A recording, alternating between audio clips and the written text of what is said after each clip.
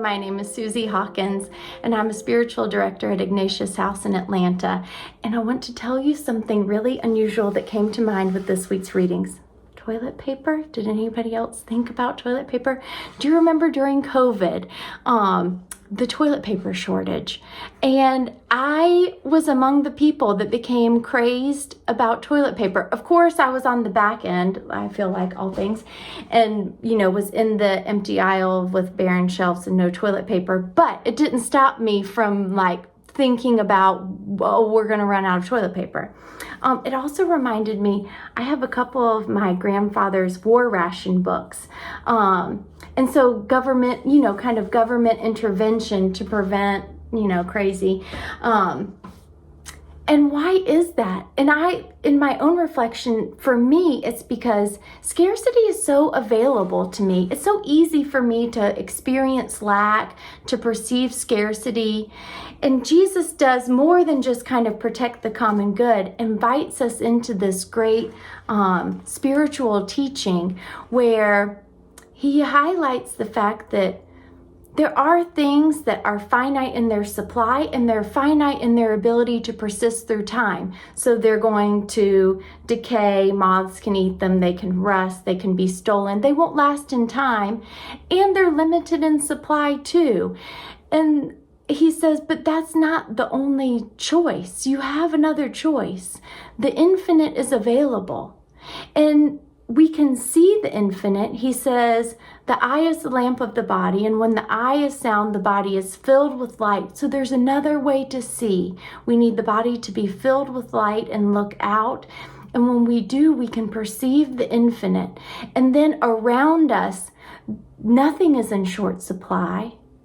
And the things that we care about, they persist through time. So the infinite is always available all the time and everlasting. I mean, when he puts it that way, it's seems like the better choice. Of course, it's not easy. Like Father Anthony DeMello says in the quote, that illusion that the finite things have the quality of the infinite is so easy, at least for me, to kind of slip into. I forget the invitation to see differently. I have here St. Teresa of Avila's Interior Castle, and I think she writes really beautifully about this change. And she's talking about prayer, and she says, it's like God pouring water into the basin of the soul. And she says the basin starts to fill. And so the ordinary mind thinks, the water's going to flow over and be wasted. And she says it's not what happens. It says the more freely the water flowed, the larger the basin became.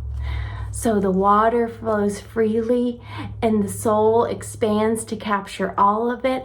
And this, I feel like, is the invitation that Jesus offers of this transformed way of being, like Father Anthony DeMello said, of being in the world, but not being of the world.